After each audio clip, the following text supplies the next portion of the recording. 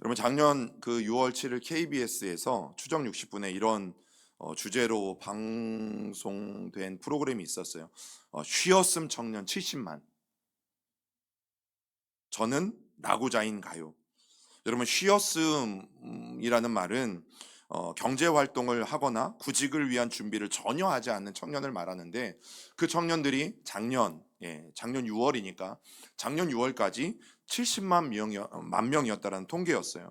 그런데 이들을 또 다른 말로는 영어로 니트족이라고도 부르는데 학교를 졸업한 후에도 취업을 하지 않은 상태이거나 아니면 퇴사를 한 뒤에 다시 직장을 구하지 않는 청년 모두를 포함한 사람이 70만 명이고 그들을 쉬었음이라고 조사를 한 거예요.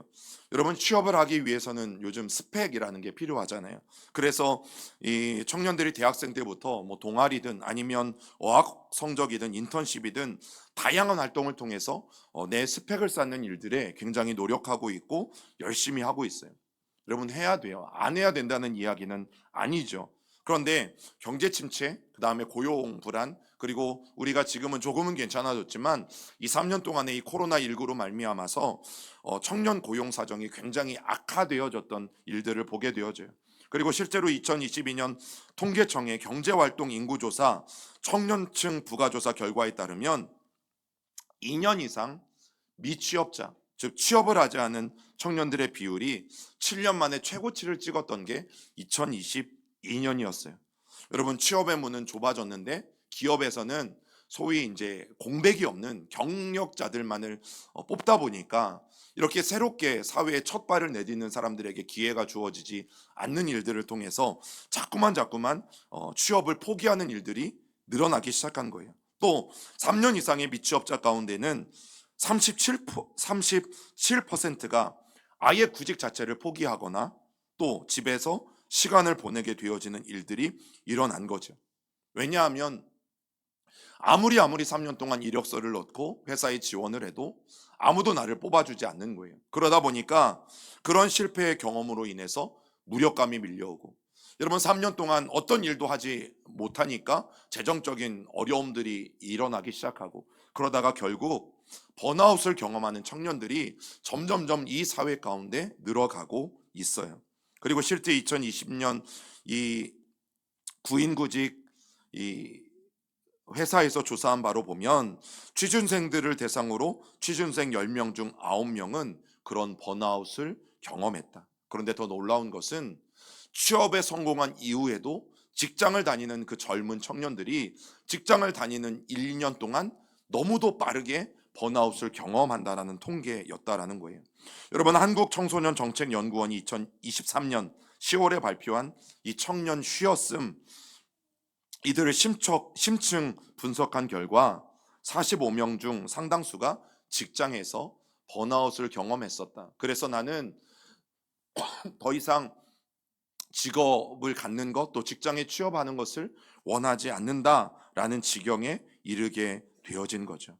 여러분, 취업을 하기도 힘들고, 취업을 했어도 그 직장에서 마음 편하게 일할 수 있는 것이 아니라 그 직장에서 1년도 안 돼서 이 젊은 청년들이 번아웃을 느낄 정도로 그 청년들을 너무나 힘들게 또 어렵게 만들고 있는 현실이죠.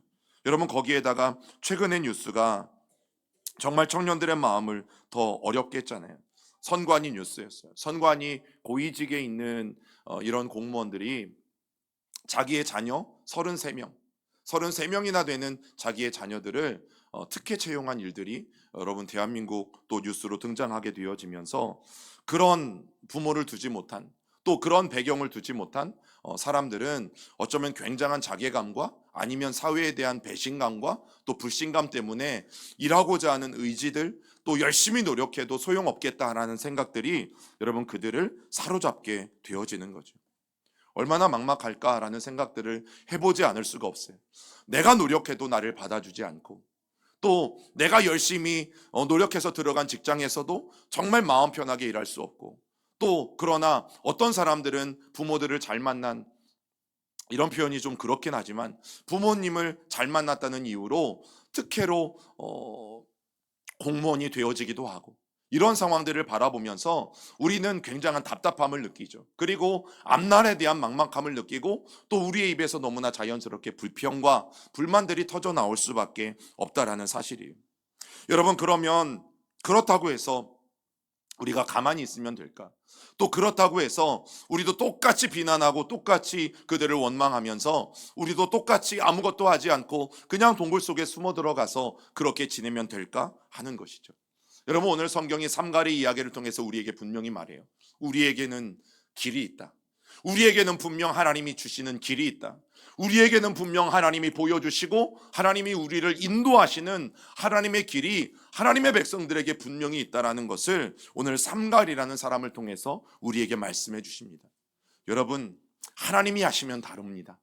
세상의 통계를 말씀드렸지만, 세상의 현실을 분명히 말씀드렸지만, 그러나 성경은 우리에게 또 무엇을 말하고 있는가? 하나님이 하시면 우리의 인생은 다르다. 하나님이 우리와 함께 하시면 분명히 우리의 삶은 다르다라는 것을 여러분 오늘 말씀을 통해서 저와 여러분들이 깨닫기를 간절히 소망합니다. 여러분, 과거의 사사들을 구분할 때 그랬어요. 대사사, 소사사, 큰 사사, 작은 사사라는 뜻인데, 여러분 우리가 사사계를 말할 때 순환 구조가 있다라고 배웠어요. 그 순환 구조가 무엇인가 하면 이스라엘 백성들이 죄를 지어요. 그러면 하나님이 이방 민족을 들어서 그들을 괴롭게 하시죠. 벌을 받게 하시는 거예요. 그러면 이스라엘 백성들이 그제서야 하나님 앞에 부르짖어요. 그러면 하나님께서 사사와 같은 구원자를 보내주셔서 그들을 용서하시고 그들을 구원해 주세요. 그런데 또다시 이스라엘 백성들은 뭐해요? 얼마 가지 못해서 죄를 지어요. 이게 사사기에 나타나는 순환 구조인데, 그런데 사실은 이 순환 구조에 들어맞는 사사는 5명? 여러분, 이 정도밖에 되어지지 않아요. 그래서 이 온니엘과 같이 사사기 순환 구조라고 말하는 것에 잘 맞는 사람이거나 아니면 드보라, 기드온, 삼손과 같이 그 사역들이 무슨 사역을 했고 어떻게 그들이 활동했는지 세부적으로 세세하게 기록된 사람들을 여러분 성경에서는 대사사라고 부른다라고 성경학자들이 생각했었고, 또 그렇지 않으면 그냥 소사사라고 부른다고 말하는 거죠. 그러면 여러분 오늘 성경에 보면요, 삼갈은요 얼마나 나와요? 딱 한 절 나와요. 한 절. 그러면 삼갈은 소사사 중에도 가장 저 밑에 있는 소사사일 수밖에 없어요. 그런데 여러분, 대사사니 소사사니 하는 이런 분류가 맞을까요? 여러분, 하나님이 세우신 사사이면 다 같은 사사지, 내용이 좀 많다고 해서, 분량이 좀 많다고 해서 이 사람은 큰 사사이고, 내용이 한 줄밖에 없다고 해서 이 사람은 작은 사사이고, 여러분 그 의미가 어떤 의미로 우리에게 다가와요? 드보라나 삼손과 같은 사람들은 굉장히 영적으로 충만하고 더 위대한 사사. 그러나 삼갈 같은 사람은, 여러분 삼갈이 있는 줄 아셨어요? 삼갈, 이 한 절밖에 없는 이 삼갈이 여러분 사사 중에 있는 줄 아셨어요? 우리가 어쩌면 스치고 지나가는 이런 사람은 사사이긴 하지만 조금 저 밑에 영적으로도 훨씬 삼손보다도 딸리는 이런 사사로 생각하는 경향들이 있는 거죠. 여러분, 이렇게 크고 작음을 나누는 기준이 얼마나 억지스러운지 사실 제 입장에서 보면 너무나 씁쓸해요.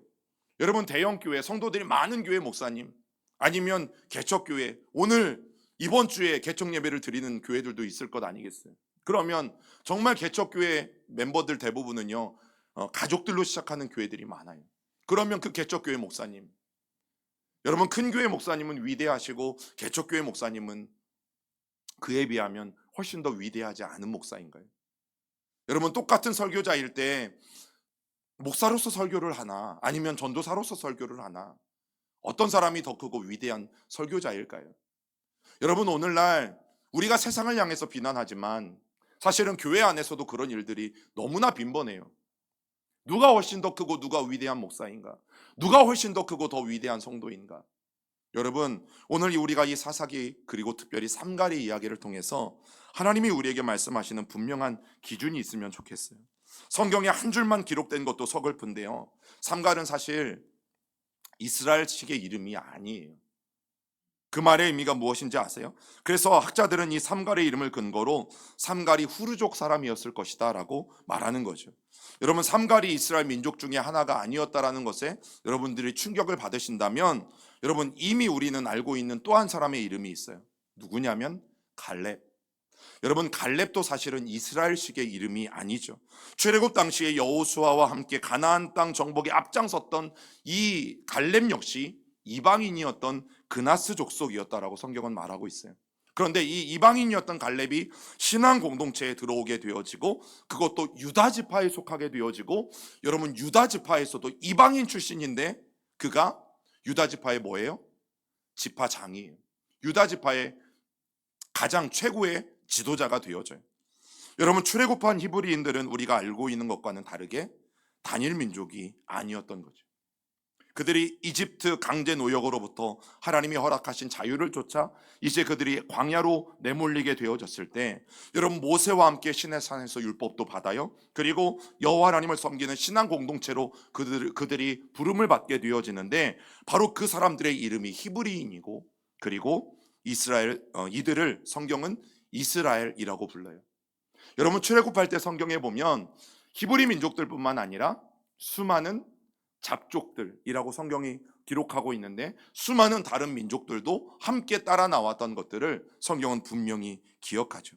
여러분, 그렇기 때문에 이스라엘 사람들은 지파라는 이름 아래 모인 신앙 공동체를 이야기해요.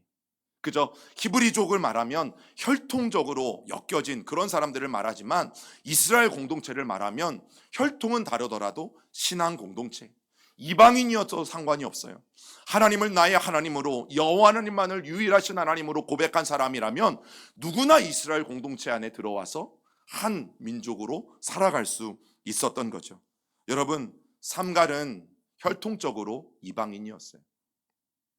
당연히 삼갈의 선조들은 누구였겠어요? 삼갈의 부모들은 누구였겠어요? 여호와를 섬겼겠어요? 아니면 후르족의 신을 섬겼겠어요? 이방 신을 섬긴 사람들이에요. 그런데 오늘 말씀해 보니까 그런 삼갈이 모든 것을 버리고 여호와 하나님만이 나의 하나님이시다, 여호와 하나님만이 유일한 하나님이시다, 여러분, 그 분명한 신앙 고백을 가지고 하나님 앞에 나와왔을 때 이스라엘 공동체는 그를 한 공동체의 일원으로 받아들이게 된 거예요. 그리고 오로지 여호와 하나님만을 유일한 하나님으로 고백했을 때 하나님은 그런 삼가를 부르고 계시다라는 사실이죠. 여러분, 이 말의 의미가 무엇인 줄 아십니까? 요즘 우리가 말하는 그 스펙으로 삼가를 평가한다면, 삼가는 출신과 배경부터 별 볼 일 없는 사람이 이스라엘 사람이 아니라니까요. 어쩌면 귀하에서 오늘 이 대한민국에 살고 있는 외국인들, 자기의 태생과 출신은 외국 사람이지만 이 대한민국의 귀하에서 살아가는 그런 사람들과 비슷할 것이에요. 배경으로 따지면 삼갈은 아무것도 가지지 않은 사람이에요. 부모는 신앙이 좋을까요? 그렇지 않아요. 부모 중에 목사도 없고 장로도 없고 아무런 교회 안에서 열심히 하는 사람들도 없는 것 같아요. 여러분, 삼갈은 그런 사람이에요. 어쩌면 나 혼자, 내가 신앙의 1세대가 되어서 하나님을 그렇게 열심히 섬기는 사람.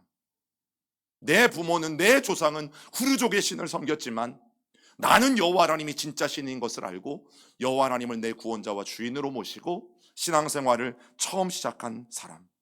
정말 보잘것없는 사람. 그런데 그런 삼갈에게도 하나님의 영이 임하니까, 하나님이 그를 쓰시고자 하니까 하나님이 그를 어떻게 하세요? 구원자로 세워 가시는 거예요.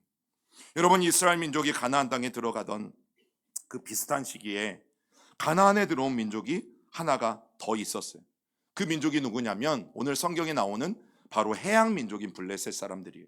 여러분, 이집트의 람세스 2세가 죽고 난 다음에 이집트의 영향력이 급격히 줄어들게 되어질 때에 그 가나안 땅에 일시적으로 진공 상태, 즉 어떤 그 주인도 없는 그런 진공 상태가 된 적이 있었어요.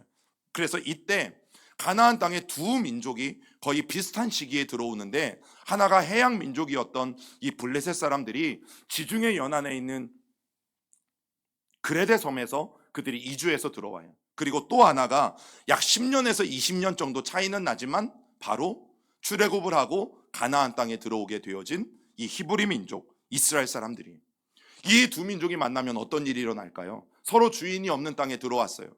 그러면 블레셋 사람들과 이스라엘 사람들 가운데 어떤 일이 일어날까요? 싸움이 일어나는 거죠. 서로 더 비옥한 땅, 더 농사 짓기에, 가축을 키우기에 좋은 땅을 차지하기 위해서 여러분 자연스럽게 싸움이 일어날 수밖에 없는 거죠. 그 이야기의 일부가 사사기에 기록되어져 있는 것입니다. 여러분, 이 블레셋과의 전장에서 오늘 삼갈이 사용한 무기가 재미있어요. 히브리어로 보면 말마드라고 부르는데요, 막대기라는 뜻이에요. 성경에 딱 한 번 이 사사기의 삼갈 이야기에서만 이 말마드라는 단어가 나와요. 그렇기 때문에 소모는 막대기라고 되어 있지만 이 막대기가 소를 모는데 사용했던 농기구인지 아니면 소를 보호하는데 사용했던 무기인지 정확히 알 수는 없어요.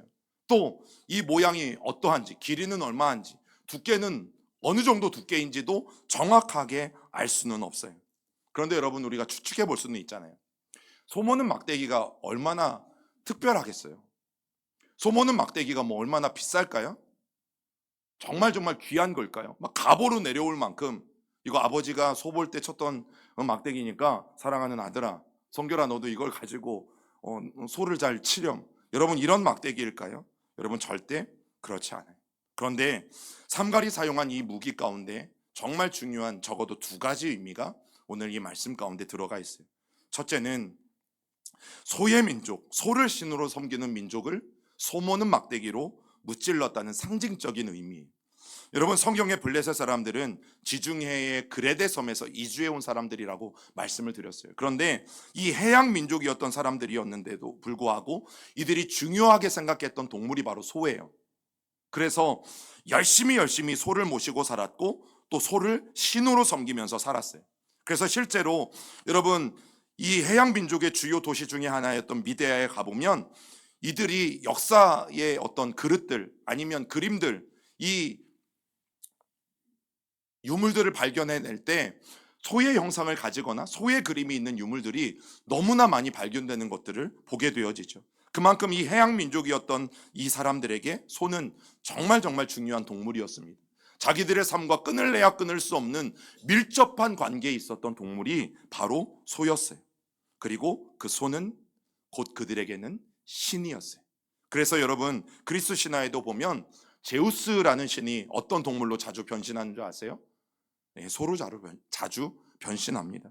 그 소의 민족, 소를 신으로 삼아 섬기는 민족을 보잘것없는 소모는 막대기로 삼갈은 결정적인 승리를 가져오게 되어져요. 여러분, 소모는 막대기는 별것이 아니라고 말씀드렸어요. 손쉽게 구할 수 있고요, 부러지면 또 구하면 되는 그런 막대기가 소모는 막대기이죠. 그런데 그런 보잘것없는 막대기로 소를 신으로 섬기는 민족을 이겼어요. 여러분, 막대기가 위대한 것이 아니라는 것을 우리는 너무나 잘 알 수 있어요. 막대기가 위대한 것이 아니라 오늘 하나님이 그 삼갈과 어떻게 하셨기에 함께 하셨기에 그 삼갈을 붙잡아 주시고 그 삼갈에게 하나님의 영으로 충만하게 역사하셨기에 여러분, 소모는 막대기로 600명이나 되어지는 블레셋 사람들을 무찔렀다라는 것을 우리는 알게 되어져요. 우리의 인생 어쩌면 소모는 막대기 같을 수 있어요. 주위를 둘러봐도 나를 도와줄 만한 사람이 아무 사람도 없을 것처럼 느껴질 때가 여러분 분명히 있어요. 그런데 우리의 인생도 하나님이 함께 하시면 분명히 달라집니다. 소모는 막대기가 아무것도 아니지만 하나님이 삼갈과 함께 하실 때 이 전쟁에서 승리한 것처럼 분명 우리의 인생 하나님과 함께 하시면 달라집니다. 여러분, 우리가 중요하게 여겨야 할 것, 하나님의 영이 우리를 사로잡는 것이, 오늘도 저와 여러분들이 하나님께 온전히 붙잡힌 바 되어지는 것, 여러분, 그것이 너무너무 중요하다는 사실이에요. 그 삶을 위해서 저와 여러분들의 삶을 하나님께 기꺼이 내어드릴 수 있는 우리 모두가 되길 간절히 축원합니다. 그리고 두 번째, 하나님이 하시면 다르다는 것을 분명하게 보여줘요. 우리 사무엘상 13장 19절을 같이 읽어봅니다. 그때에 이스라엘 온 땅에 철공이 없었으니 이는 블레셋 사람들이 말하기를 히브리 사람이 칼이나 창을 만들까 두렵다 하였습니다. 여러분, 당시 이 블레셋 사람들은요, 이 말씀이 어떤 말씀이에요? 이미 청동기를 사용하고 있었고 철기를 사용하기 시작했다라는 말이에요. 여러분, 청동기와 철기가 뭔지는 아시죠? 삼갈이 블레셋과 싸우던 이 사사시대가 바로 대략 후기 청동기가 저물어져 가고 이제 막 철기 시대가 싹트기 움트기 시작했던 바로 그런 시대였다라는 거죠. 그러니까 이미 청동기는 널리 사용하고 있었어요. 그리고 이제 그들이 무기든 아니면 농기구든 지배층과 전쟁 무기에서부터 철로 된 칼도 만들고 철로 된 창도 만들고 그러면서 전쟁에 임했다라는 거예요. 그리고 사무엘상 13장 20절과 21절을 계속해서 보면 블레셋 사람들은 농기구에도 벌써 철기를 사용하기 시작했다라고 말해요. 읽어볼까요? 온 이스라엘이, 제가 읽겠습니다. 사람들이 각기 보습이나 삽이나 도끼나 괭이를 버리려면 블레셋 사람들에게로 내려갔는데 곧 그들이 괭이나 삽이나 쇠스랑이나 도끼나 쇠 채찍이 무딜 때에 그리하였으므로. 뭐예요? 이미 쇠스랑이 있었고 이미 쇠로 된 채찍이 있었어요. 그런데 이스라엘 사람들은 철기는 고사하고요, 청동기도 귀했던 사람들이에요. 문명이 한참이나 뒤처졌던 사람들이에요. 블레셋 사람들은 지금 최신 무기를 가지고 있는 겁니다. 그런데 이스라엘 사람들은요, 최신 무기가 뭐예요? 삼갈이 손에 든 것처럼 막대기 하나 들고 있을 뿐이에요. 자, 이런 현실 속에서 문명의 수준이 비교도 되지 않을 만큼 큰 격차가 나는데 전쟁을 하면 여러분 누가 이기겠어요? 블레셋 사람들이 이기는 것은 너무 당연한 거죠. 더군다나 블레셋 사람들은 600명입니다. 600명입니다. 그리고 삼갈은 혼자예요. 여러분 요즘 그 우크라이나와 러시아의 전쟁 때 북한군이 투입이 됐잖아요. 그런데 여러분 그 영상 보셨어요? 여러분 우크라이나군은 서방과 미국에서 지원해준 그 최첨단 무기를 가지고 공략을 하잖아요. 그런데 북한군은 어떻게 해요? 그냥 총 한 자루 쥐어졌어요. 그런데 그 드론을 피해서 숨어 다니다가 어떻게 됩니까? 여러분 결국에는 부상을 입거나 죽는 일들이 생기잖아요. 여러분 이런 꼴이에요. 이런 꼴. 우크라이나는 최첨단 무기로 무장해서 전쟁에 임하는데 여러분 북한군들은 너무나 안타깝게도 그냥 총알바지 역할만 하고 있는 거죠. 속수무책이잖아요. 여러분 그런 상황이 이룰 수밖에 없는 거예요. 그런데 오늘 성경이 말하는 게 뭡니까? 하나님이 하시면 다르다라는 거예요. 소모는 막대기는 아마 나무로 만들어졌겠죠. 나무로 만들어졌을 거예요. 그런데 그런 농기구를 들은 이 삼갈이 출신은 어떤 출신이라고요? 이방인. 부모들의 신앙이 어떤지도 모를 만큼, 그런데 하나님의 영에 감동되어서 이스라엘을 이끌고 오늘 그들을 구원하는 일들이 일어나잖아요. 여러분 최신 무기로 무장한 600명과 싸웠는데도 나무 막대기가 부러지지 않았어요. 여러분 나무 막대기와 철로 된 검과 부딪히면 나무 막대기가 어떻게 되겠습니까? 600명과 한 번씩만 부딪혀도 아무리 견고한 나무 막대기라도 어떻게 되겠어요? 그럼에도 불구하고 이 600명을 무너뜨려요. 삼갈이 한 것이 아니라 삼갈과 함께 하신 하나님이 그를 붙잡아 주셨기 때문이죠. 여러분 제가 고등학교 2학년 때, 죄송하게도 담임선생님 성함은 생각이 안 나요. 그런데 별명이 생각이 나요. 봉걸레. 봉걸레 뭔지 아세요? 그 마대걸레. 지금은 알루미늄으로 이렇게 길게 만들어졌지만 제가 다니던 시절에는 이게 나무를 잘 막 집약해서 아무튼 길게 만들었어요. 자, 제가 이제 고등학교 2학년이 되었어요. 근데 저희 학교가 이제 야간 자습을 모든 일과가 6시에 끝나면 야간 자습을 7시 반부터 해요. 그러면 1시간 반 동안 밥을 빨리 먹고 다시 저녁에 이제 학교에 가야 되는 거죠. 그런데 2학년이 되고 이제 첫날인데 제가 종례 시간에 선생님 말씀을 잘 안 들었나 봐요. 그러니까 학생들 조심해야 돼요. 자, 말씀을 잘 안 들었어요. 벌써 감이 오시죠? 말씀을 잘 안 들었나 봐요. 저는 여느 때와 같이 1학년 때와 같이 7시 반에 시간을 맞추어서 학교에 갔어요. 그런데 이미 애들은 다 와 있어. 조용해. 뭔가 분위기가 싸한 거죠. 그리고 공부를 열심히 하고 있어. 나만 늦었어요. 나만. 근데 늦은 건 아니에요. 원래가 7시 반이라니까요. 그런데 그 반에서 나만 늦었어. 저만 늦었어요. 학기 초니까 뭐 선생님이 제 이름을 알겠어요. 너 왜 늦었어? 나와. 칠판 잡아. 그리고 그 걸레자루에서 나무만 뽑으시더니 풀 스윙으로 이제 엉덩이를 5대를 맞았어요. 저는 맞으면은 맞는 사람이에요. 5대를 맞았어요. 제가 하숙집에서 5분 거리였거든요, 학교까지. 일주일을 20분 넘게 걸어 다녔어요. 그만큼 세게 맞았어요. 맞다가 부러졌는데. 여러분 그게 나무예요. 그게 나무라고요. 아무리 견고해 보이고 아무리 단단해 보여도 여러분 그게 나무예요. 아무리 고급져 보이고 아무리 귀해봐야, 여러분 그래봐야 나무예요. 안 부러진 나무는 없어요. 견고한 나무는 없어요. 다른 거에 비해서 견고할 뿐이지 결국에는 다 부러지고 볼품없고 아무것도 아닌 것이 나무예요. 그런데 그 나무 하나를 가지고 여러분 600명과 싸워서 이기게 하신다? 그것도 철로 된 칼과 창을 가진 블레셋과 싸워서 이기게 하신다? 말도 안 되는 일이지만 말도 안 되는 일이 벌어졌어요. 여러분, 오늘 여러분들의 손에 들려져 있는 건 뭐예요? 어쩌면 삼갈처럼 아무것도 아닌 그 막대기가 들려져 있는 성도들도 있을 것이. 그래서 사람들에게 보여주기 창피하고 세상 앞에 드러내기도 굉장히 창피하고 그것을 들고 싸우기에 너무너무 볼품없고. 여러분, 신앙생활에 그럴 수도 있어요. 오해하지는 마세요. 어떤 교인들은 가정이 막 3대, 4대까지 다니는 이런 가정들이 있어요. 굉장히 귀한 겁니다. 신앙을 잘 물려주고 계시는 거예요. 그런데 어떤 성도들은 이제 내가 1세대가 되어서 내가 처음 우리 집안에서, 그것도 나 혼자.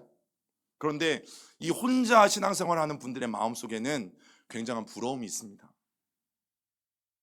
온 가족이, 온 세대가 같이 예배드리는 그런 성도들의 가정에 대해서 굉장히 부러움이 있어요. 그리고 교회에 오면요, 굉장히 내가 이렇게 좀 약해지고 낮아지는 이런 느낌들이 있어요. 오해하지는 마세요. 성도들이 그렇게 대우한다는 이야기가 아니라 이건 너무 자연스러운 거예요. 나는 혼자인데 어떤 성도들의 가정은 막 2대 3대 막 6명 10명씩 한 가족이 되어서 예배하고 있으니까 굉장히 교회 안에서 상대적으로 내가 나약해 보이고 부족해 보이는 일들이 있어요.